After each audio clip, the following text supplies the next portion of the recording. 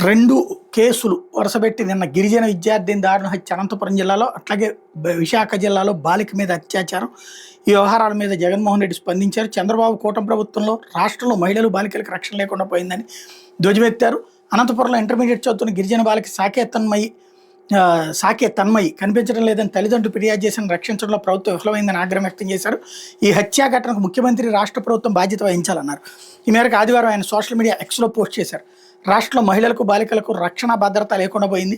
శాంతి భద్రతల నిర్వహణలో ముఖ్యమంత్రి చంద్రబాబు నాయుడు వైఫల్యం ఇలాంటి దారుణాల రూపంలో ప్రతిరోజు కనిపిస్తూనే ఉంది. అనంతపురంలో ఇంటర్మీడియట్ చదువుతున్న గిరిజన బాలిక సాకే తన్మయిని అత్యంత దారుణంగా హత్య చేశారు. తమ కుమార్తె కనిపించడం లేదని ఈ నెల 3న తల్లిదండ్రులు పోలీసులు ఫిర్యాదు చేసినప్పటికీ అమ్మాయిని రక్షించడం రాష్ట్ర ప్రభుత్వం విఫలమైంది. 6 రోజుల తర్వాత కూడేరు మండలం బ్రాహ్మణపల్లి సమీపంలో తన్మయి మృతదేహాన్ని గుర్తించారు. తన్మయి హత్య పూర్తిగా యంత్రాంగం వైఫల్యమే. ఒక అమ్మాయి కనిపించడం లేదని తల్లిదండ్రులు ఫిర్యాదు చేసినప్పుడు అక్కడ పోలీసులు ఏం చేస్తున్నారు?